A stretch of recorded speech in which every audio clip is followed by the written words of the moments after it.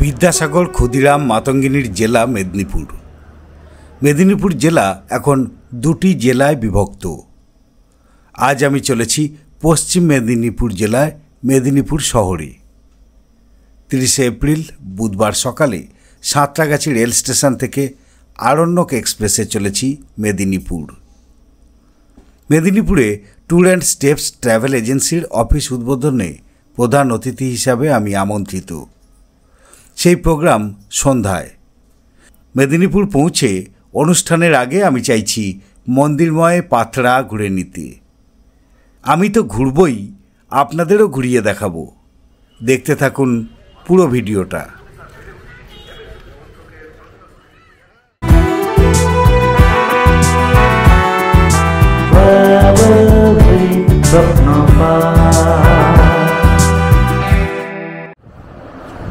Train থেকে নেমে সোজা চলে এসেছি মেদিনীপুরের কালেক্টরেট মোড়ে একটা হোটেলে। আমি এই মুহূর্তে সেই হোটেলেতেই বসে রয়েছি বিছানাতে। আর যার ডাকে এসেছি সে হচ্ছে রূপম দা। মনে আছে আমি যখন গেছিলাম সেই সিমলা, কুলু, মানালি, আমার রুমগুলো যে বুক করে দিয়েছিল সেই রূপম দা, তো তার ডাকে সাড়া দিয়ে আমি এখানেতে এসেছি। অ্যাকচুয়ালি এখানে রূপম দার মেদিনীপুরেতে একটা অফিস তৈরি হতে যাচ্ছে। উনি একজন ট্যুর অপারেটর, সারা ভারতের বিভিন্ন জায়গায় উনি ট্যুর করান। আসার সময়তেই বলেছিলাম যে বায়নাই করেছিলাম বলতে পারেন যে এত কাছে যখন এসেছি, সামনেই রয়েছে পাথরা, তো পাথরাটা আমার দেখার খুব ইচ্ছা ছিল। তো আমার ভিডিও মানেই তো ভ্রমণ থাকবেই, না থাকলে আপনাদের বঞ্চিত করা হয়। তো ন্যাচারালি একটু ফ্রেশ হয়ে নিয়েই চলে যাব পাথরা। আর এখানে আমাদের সঙ্গে আরও একজন আছেন, আন্দামান ট্যুর অ্যান্ড ট্রাভেল অ্যাসোসিয়েশনের প্রেসিডেন্ট আনন্দ রাজন। ওনাকেও দেখাবো। Mister Anand Rajan, Andaman tour and travels অ্যাসোসিয়েশনের প্রেসিডেন্ট। স্বপ্নদা আমার কাছে বিরাট জায়গা। আমার হাটের 3টা টুকরোর মধ্যে একটা স্বপ্ন বাড়ি। রূপম দার সঙ্গে আমার বহুদিনের পরিচয়। মানে যখন এই ট্রাভেল ট্যুরিজমের বিজনেস শুরু করেননি তখন থেকেই ওনার সাথে আমার আলাপ পরিচয়। তো একদিনের জন্য এসেছি ওনার ডাকেই। ওনার ডাক উপেক্ষা করা যায় না, তো যার জন্যই এত দূর ছুটে এসেছি। 120 কিলোমিটার সাঁতরাগাছি থেকে দৌড়ে এসেছি। ঠিক আছে, পরে আবার আসছি। পাথরা যাওয়ার সময় আপনাদেরকে সঙ্গে নিয়ে যেতে বেরিয়ে পড়েছি। লাঞ্চ করে বেরোলাম, এখন 3:30 বাজে। যাব পাথরা। এখান থেকে মোটামুটি 7 কিলোমিটারের মতো রাস্তা। ওখান থেকে আবার ঘুরে আসবো। তো চলুন পাথরার পথে, মন্দিরময় পাথরা।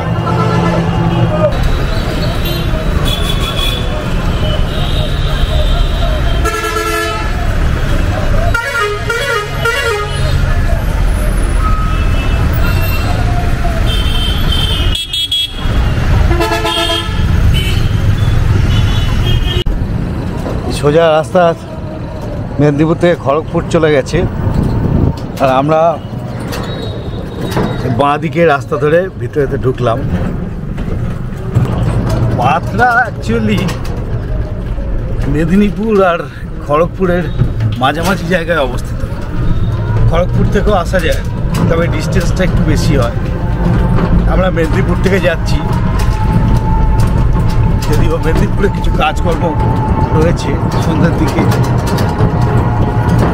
অফিস উদ্বোধনের ব্যাপার আছে,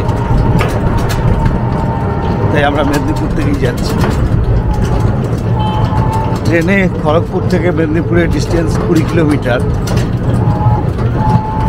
তো আপনি খড়গপুর বা মেদিনীপুর যে কোনো জায়গা থেকেই আসতে পারেন। গ্রামের মধ্যে দিয়ে এই রাস্তা। বহুল প্রচলিত জনশ্রুতি অনুযায়ী বাংলা, বিহার, উড়িষ্যার নবাব আলীবর্দী খাঁ জনৈক বিদ্যানন্দ ঘোষালকে রত্নচক পরগনার খাজনা আদায়ের উদ্দেশ্যে তহসিলদার নিয়োগ করেন। বিদ্যানন্দ ঘোষাল ক্রমেই বিশাল ধনাঢ্য ব্যক্তি হয়ে ফুলে ফেঁপে উঠতে লাগলেন।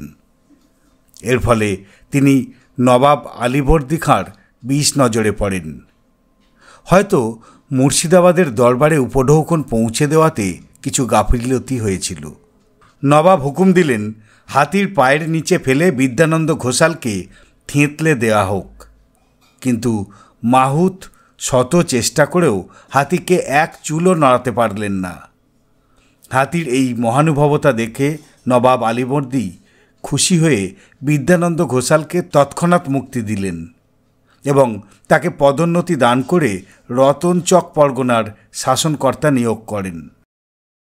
এই বিদ্যানন্দ ঘোষাল এবং তার বংশধররাই পাথরায় এই মন্দিরগুলি নির্মাণ করেছিলেন। বিদ্যানন্দ ঘোষাল এই পরগনার নতুন নামকরণের সিদ্ধান্ত নেন। তিনি নাম রাখেন পাউথরা, যা অপভ্রংশ হয়ে আজকের পাথরা হয়েছে। পাথরায় চলে এসেছি, গাড়ি থেকে নেমে পড়েছি। আর এখানে অনেকগুলোই মন্দির রয়েছে। টোটো করে আস্তে আস্তে আপনারা দেখেছেন। আর মন্দিরগুলো তো ঘুরে দেখবই, আপনাদেরও দেখাবো। এবং ঘুরতে ঘুরতে চলুন আপনাদেরকে এই মন্দিরের ইতিহাস এবং যাবতীয় কিছু শোনাই। পাথরা আদপে একটা গ্রামের নাম। তো একটা সময় এই পাথরা কিন্তু খুব জনপ্রিয় ছিল। জনপ্রিয় মানে ব্যবসায়িক ক্ষেত্র ছিল। কাঁসাই নদীর ধারে বা কংসাবতী নদীর ধারে এই গ্রাম, আর এই গ্রামেতেই গড়ে উঠেছিল এই মন্দিরগুলো।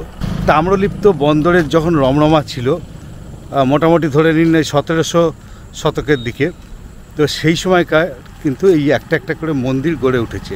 মানে এই মন্দিরগুলো মোটামুটি ধরে নিন প্রায় 300 বছর 400 বছর আগেকার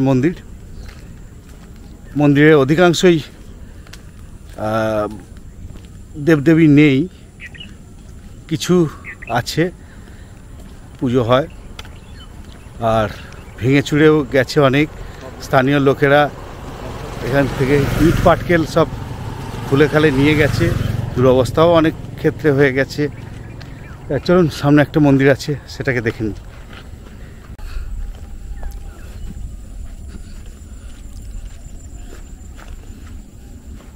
এটা ধর্মরাজ মন্দির, চলে এসেছি।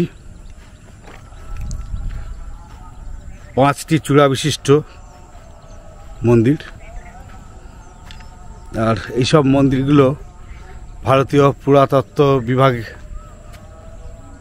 এখানেতে এগুলোকে সব দেখভাল করে। আর এইখানে পরিষ্কার লেখা রয়েছে ধর্মরাজ মন্দির পাথরা। আর সামনে এই দেখুন কাঁসাই নদী, একটু জুম করে দেখাই। এই যে কাঁসাই নদী। অধিকাংশ মানুষের কাছে ইতিহাসের বিষয়বস্তু হল নিস্তেজ তথ্যের সমষ্টি, কিন্তু বিচক্ষণ এবং সচেতন মানুষের কাছে ইতিহাস হল অতীতের আয়না। ইতিহাস সর্বদা গতিশীল এবং অপরিবর্তনীয়।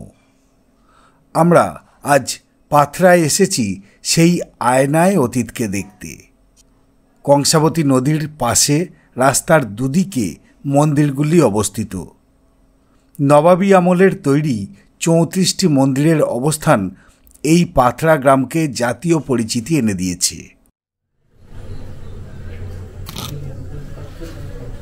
বেদিটা শুধু পড়ে আছে।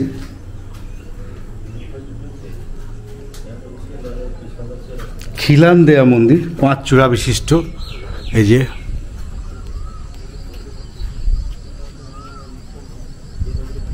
এই যে বলেছিলাম ইট খুলে খুলে নিয়ে চলে গেছে বা চলে যাওয়া হচ্ছে। এই হচ্ছে সব ইটের সাইজ দেখো, কবেকার ইট দেখো, এই দেখো খুলে খুলে নিয়ে যাচ্ছে। দেখো কত শক্ত ইট দেখো। এসব খুলে খুলে নিয়ে গেছে, এত ভালো কাজ। আর সবটাই হচ্ছে মাটির কাজ, চুন সুরকি দিয়ে তৈরি। পরিষ্কার দেখা যাচ্ছে চুন সুরকির কাজ। ইটের সাইজগুলো কত সুন্দর।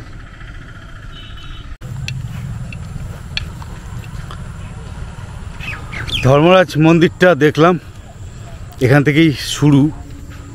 তারপরে আরও মন্দির আছে এই সামনের দিকে।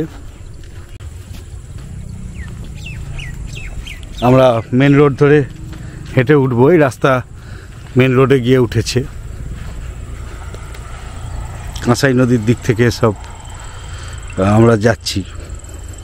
গ্রাউন্ডে ঢুকে এবং মন্দিরের ভিতরে ভিডিও করতে গিয়ে কেয়ারটেকারের কাছ থেকে বাধা পেলাম। তিনি জানালেন, যা ভিডিও করবার রাস্তা থেকে করুন, মন্দির চত্বরে বা মন্দিরের ভিতরে ভিডিও তোলায় নিষেধাজ্ঞা আছে। তিনি একটা প্রিন্ট করা কাগজ দেখালেন। এটা নাকি আর্কিওলজিক্যাল সার্ভে অফ ইন্ডিয়া থেকে জারি করা নিয়ম। কাগজে না আছে তাদের লোগো, না আছে কোনো সই বা স্ট্যাম্প। এটা তার নিজের বানানো নিয়ম বলেই আমার মনে হলো। ঘটনা যাই হোক, এমন একটা জায়গাকে মানুষের সামনে তুলে ধরা বা প্রচারে তাদের এত আপত্তি কেন, আমি সেটা বুঝলাম না। সে বা তারা কি চান না পাথরার প্রচার হোক, নাকি এটা শুধুই মূর্খামির স্রোতে গা ভাসানো? প্রশ্নটা রয়েই গেল। এই যে মন্দিরটা দেখা যাচ্ছে, এটা হচ্ছে পাথরার সব থেকে বড় মন্দির, নবরত্ন মন্দির। ভিতরে কোনো ঠাকুর দেবতা নেই, 9টা চূড়া আছে।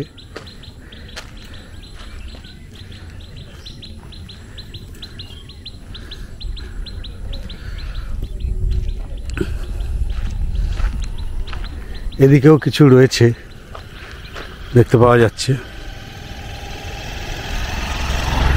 কিছু ভেঙে চুরেও নিয়ে চলে গেছে। এই স্ট্রাকচার রয়ে গেছে দেখুন ঘাসের উপরে।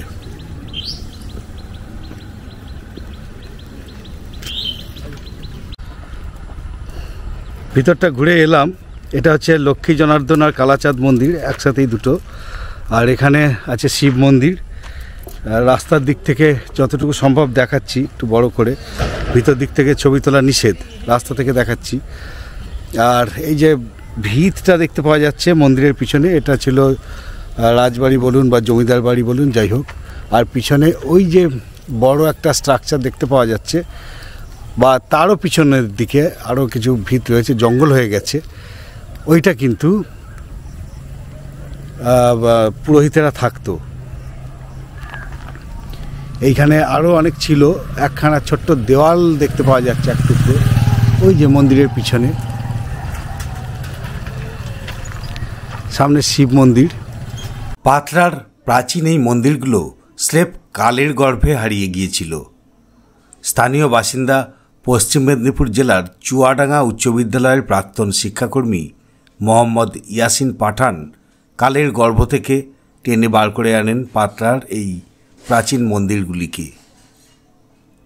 তার উদ্যোগেই 2003 সালে আর্কিওলজিক্যাল সার্ভে অফ ইন্ডিয়া পাথরার এই 34টি মন্দির ও মন্দির সংলগ্ন 25 বিঘা জমি অধিগ্রহণ করে এবং সংরক্ষণের প্রক্রিয়া শুরু করে। এইসব মন্দিরগুলো সবার ভালো লাগবে না আমি নিশ্চিত। যারা প্রাচীন জিনিসপত্র নিয়ে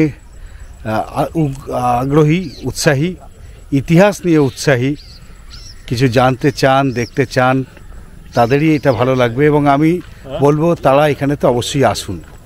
চলুন সামনের দিকে আরও কিছু মন্দির আছে, সেগুলোকেও একটু দেখাই। এখানে বৌদ্ধ, জৈন এদের নিদর্শনও পাওয়া যায়। দেখি সামনে কি পাই। কতটা নিচে নেমে গেছি, মানে কতটা ভর্তি হয়ে গেছিল, খোদাই করে এগুলোকে বার করা হয়েছে। মাটির নিচে চলে গেছিল কত দূর।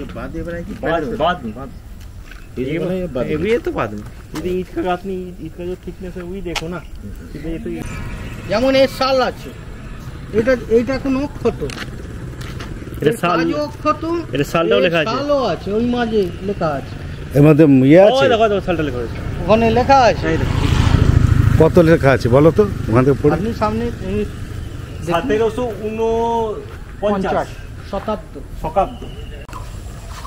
ওই যে উপরে দেখুন একদম মাঝামাঝি জায়গায় 1749 শতাব্দ।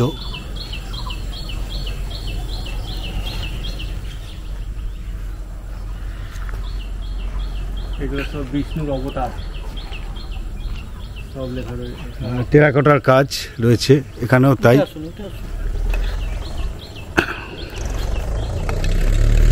আর খোঁড়াখুড়ির কাজ যেগুলো হয়েছে সেগুলো সব 1993 সালে। আমরা ওখান থেকে আবার টোটোতে উঠেছি, উঠে বাঁ দিকে গেলে আরও কিছু মন্দির আছে, সেগুলোকে আবার দেখতে যাচ্ছি। একটা বোর্ডও লাগানো রয়েছে রাস্তার উপরে। বাচ্চা সাধারণত মানুষ সামনের যতটুকু অংশ দেখালাম ওইটুকু অংশ দেখে চলে যায়, কিন্তু তারপরেও আরও কিছু আছে, চলুন সেগুলোকে দেখাই। পাত্রা জল প্রকল্প, এই যে ঝোপঝাড়ের মধ্যে দিয়ে বন্দ্যোপাধ্যায় ফ্যামিলি বোর্ড লেখা আছে না, ওই যে ওইখানে একটা উঁকি মারছে। টোটো থেকে নামলাম, এই যে দেখাচ্ছে বন্দ্যোপাধ্যায় পরিবারের মন্দির সমূহ। এই দিকের মন্দিরগুলো বন্দ্যোপাধ্যায় পরিবারের মন্দির। টোটো থেকে নামতেই কয়েকটি কচিকাঁচা আমাদের সঙ্গ নিল। একজন বৃদ্ধও সঙ্গে এলেন। ইনি নিজে থেকেই গাইডের কাজে লেগে পড়লেন। চিনিস কোনটা কি মন্দির? হ্যাঁ, আমরা জানি বলেই তো এসেছি। আরে সাবাস, তোর নাম কি? আমার নাম দীপালি গায়েন। দীপালি গায়েন। এটা আমার দাদু, এটা সব কিছু জানে এই দাদু। ও দাদু তুমি সব কিছু জানো না? হ্যাঁ,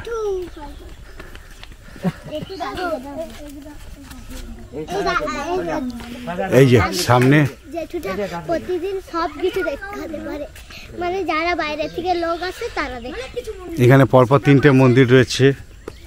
চালু থাকলেই করে দিব, এইটা পারবি না রে। তুই কি করছিস? আমি খেলছি। বসে আছিস? এই দ্বারপাল বিজয়কে লাঠিয়াল আর বিষ্ণু যে যুগে যুগে অবতার হয়েছিলেন নিজেদের তার 10টা অবতার।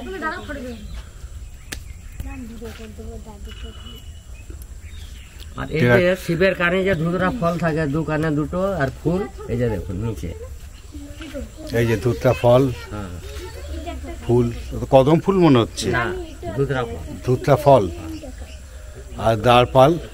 লাঠিয়াল দুজন, কোনায় দেখুন সিংহর মুখ। এইখানে কিন্তু মূর্তি আছে, শিবলিঙ্গ আছে। দেবাদিদেব মহাদেব, শ্রীকৃষ্ণদেব, পঞ্চরত্নদেব, কুষ্টি পাথরে 350 বছরের বাপ ঠাকুর দাদা যেটা বলে গেছে সেটাই বলতেছি আপনার দিকে। দেখুন যেটা দেবীতে সেটা এখানের, আর একটা পেছন দিকে আছে। তার মানে মন্দির মাঠের ধারে ছিল, পুকুর ধারে 3টে মন্দির ভেঙেছে, লিয়েছে 3টেতে 6টা রাখা হয়েছে। তারপরে দেবীতে যেটা সেটা এখানে, পেছন দিকে আরেকটা করে আছে দেখুন। আর পেছনেরটা মাঠের ধারে যে ছিল। আচ্ছা, আর কোনায় দেখুন হাঙ্গরের মুখ, 4 কোনায় পঞ্চরত্ন, বন্দুকধারী দ্বারপাল। এই যে দেখুন ইনি পৈতা সুতো গুলোচ্ছেন, পৈতা সুতো গুলোচ্ছেন, কিন্তু ভবিষ্যতে কি হবে ডানাতে মোবাইল। তাই তো,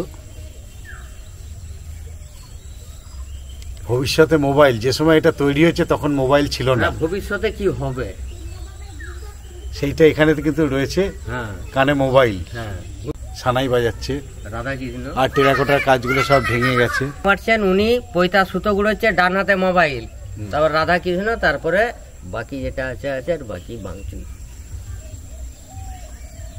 রাধাকৃষ্ণর উপরে মনে হচ্ছে কালী, হ্যাঁ কালী। তারপর এগুলো সব ভেঙে গেছে। হ্যাঁ, ভেঙে যায়নি, ওগুলো সব বাইরে পাচার হয়েছে তুলে। কুষ্টি পাথরের ঠাকুর, 350 বছরের বাপ ঠাকুর দাদা বলে গেছে। এখনো পড়ে যে লিখেছে 2018 না কত লিখেছে দেখুন, রামচন্দ্র বন্দ্যোপাধ্যায়, যতীন্দ্র বন্দ্যোপাধ্যায় পরিবারের ফ্যামিলির মন্দির। পুরনো বোর্ড কেটে তুলে নিয়ে নতুন করে বসিয়েছে। একটা ইট সালালে 90 দিন জেল খাটতে হবে, নতুবা 1 লক্ষ টাকা জরিমানা। 1816 সালে রামচন্দ্র বন্দ্যোপাধ্যায় নামক এক ব্যক্তি এই মন্দিরগুলো নির্মাণ করেছিলেন।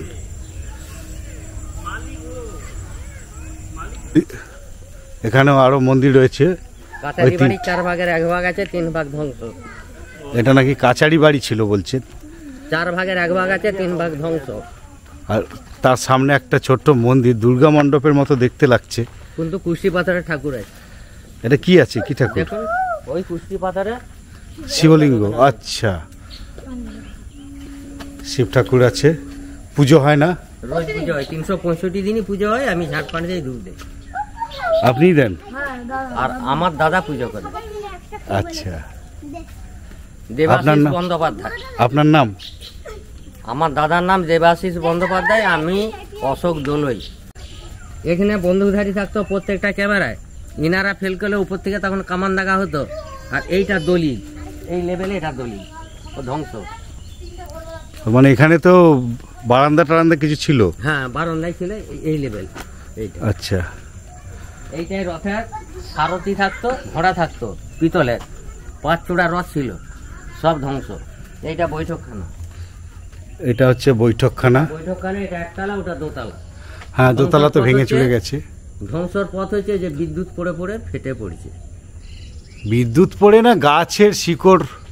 বিদ্যুৎ পড়ে এটা হয়েছে, গাছের শিকড় সে পাশে, হ্যাঁ। বিদ্যুৎ পড়ে হয়েছে। আচ্ছা, আমাদের চোখে দেখা। এইটা সিঁড়ি, এই যে মন্দিরের সিঁড়ি এখন বন্ধ হয়ে গেছে, কাছারি বাড়ির সিঁড়ি। কাচারি বাড়ির সিঁড়ি। এদিকে আসো। এটা বৈঠকখানা। হ্যাঁ, বাবুরা বসে চা বিস্কুট খেত, দারু খেত, গরিবদের বিচার হতো এই যে এখানে। এই যে ভিতর বাকি কি সুন্দর। আমার বাবা ওই সরষের তেলের হুলা জ্বালতেন, আবার 7-8টার সময় এসে ঝিপাতেন। এই যে কোপগুলো।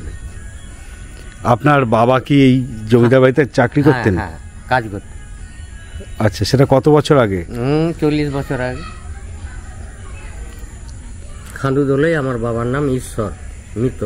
আচ্ছা, চলুন ভিতরে যাওয়া যাক।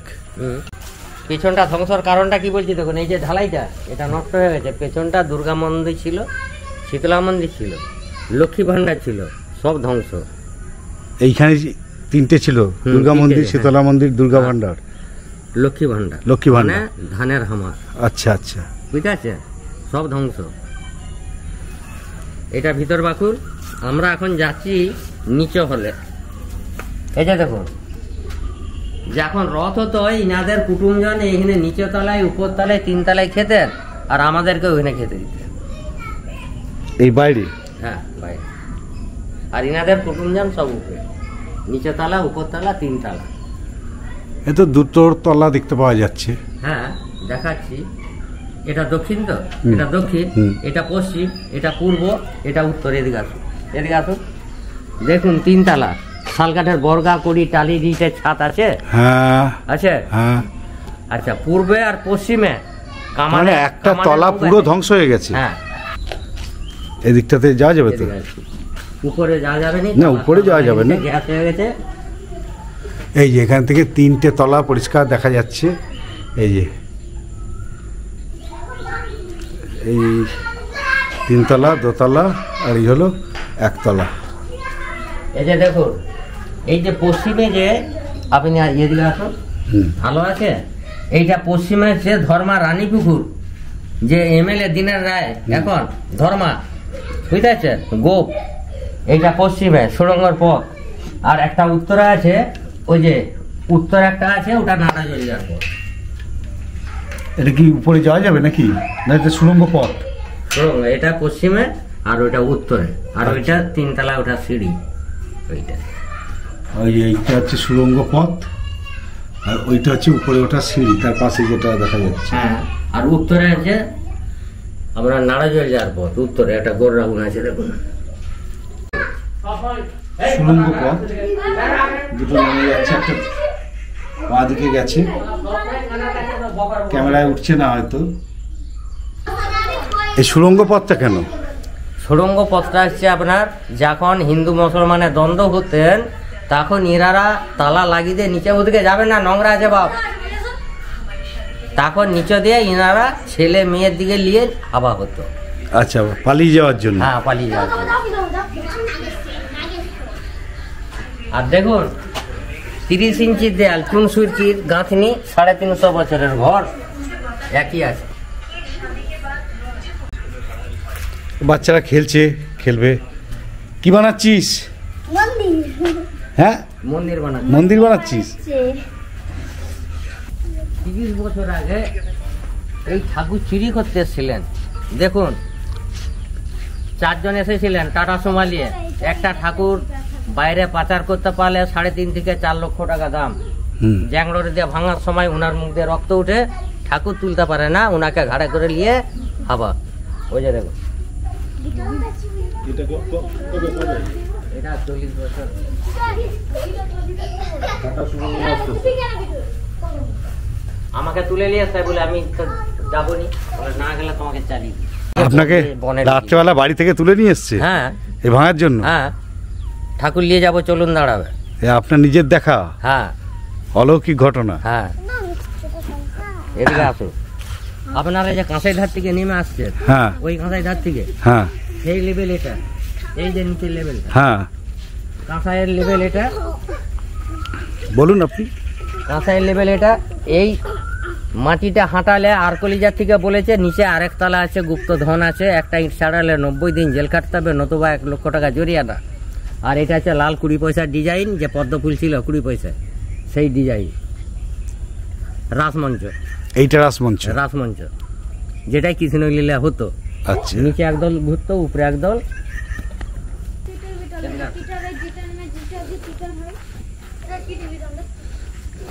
এই যে প্রত্যেকটাই কোনায় যে ঠাকুর ছিল, দেখুন ঠাকুর চুরি, এগুলো সব দেখুন। চুরি করে নিয়ে বিক্রি করে দিয়েছে। হ্যাঁ, এই দেখুন পায়ের তেলা ভেঙে রয়েছে, এই যে দেখুন। হ্যাঁ, পাটাকে আর তুলতে পারিনি। কোন সময় নিয়ে গেছে বিক্রি করেছে? বহুদিন। তখন আমার 12-13 বছর বয়স, একটা মাছ লসে দিত আর লাল একটা 20 পয়সা দিত, তুমি বাড়িতে যাও, আমরা ছবি করছি। মানে কিছু লোক বড় খাতা বার করে নকশা করছে, আর কিছু লোক ছোট বারটা। কোন সময় 19? কোন সময়? 50 বয়স না 40? হ্যাঁ, 35-40 বছর হবে। তখন জঙ্গলে ভর্তি। এইখানে তো সব তো এই সব চুরি, কার ডানা নাই, কার মাথা নাই, কার ঠ্যাং নাই। দুদিকে দুটো ছিল। প্রত্যেকটা কোনায় নটা দাসী ছিল। 15টা মোড় ছিল, সব ধ্বংস, কিন্তু ওই বডিটা রয়ে গেছে। তার মানে তখন আমার বাবা বলেছে যে বাপ, ইনারা শরীরের মধ্যে ওই পুরা মাটির ভিতরে হীরা মুক্তা রেখে ওদের শরীরে রাখতো ডাকাতি হওয়ার জন্যে, কিন্তু যারা জানতো তারা ভাঙচুর করে। মোড়। ময়ূর। এখানে লোকজন টুরিস্ট কেমন আসে? আসে বহু দূর থেকে আসে। প্রতিদিন কেউ না কেউ আসে? আসে, রোজই আসে? হ্যাঁ। আজকে এসছে আমরা ছাড়া আর কেউ? না, আপনারাই আসছে।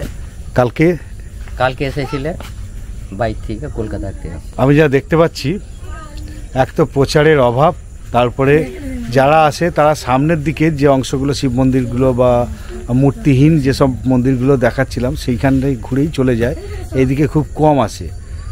তো ইনি যেটা বললেন, আমাদেরকে পুরো জায়গাটাই গাইড করে দেখালেন। তো এনার কথা মতো এখানে প্রতিদিনই ওই একটা টিম বা দুটো টিম এরকম আসে। আর প্রতিদিন নিত্য পূজা হয় 365 দিন। প্রতিদিনই পুজো হয় বলছেন উনি। তো এই মোটামুটি পুরো জায়গাটা আপনাদেরকে ঘুরিয়ে দেখালাম। আশা করি আপনাদের ভালো লেগেছে। এবার আমরা এখান থেকে ব্যাক করব, ফিরে যাব 8 নম্বর মন্দিরময় পাথরা। আমরা এবার ফিরে চলেছি বন্দ্যোপাধ্যায় পরিবারের মন্দির, জমিদার বাড়ি, এ সমস্ত দেখে। তো আমার মনে হয় এই মন্দিরগুলো আপনাদের ভালো লাগা উচিত। তো আপনারা কোনো একদিন ছুটির দিনে, রবিবার দেখে বা অন্য কোনো একদিন ছুটির দিন দেখে সোজা খড়গপুর বা মেদিনীপুর চলে আসুন। এসে এই পাথরা ঘুরে আবার চলে যান। এই পুরনো আর্কিটেকচার, কনস্ট্রাকশন দেখতে আমার তো ভালো লেগেছে, আপনাদেরও মনে হয় ভালো লাগবে। আসুন একদিন, এসে দেখে যান।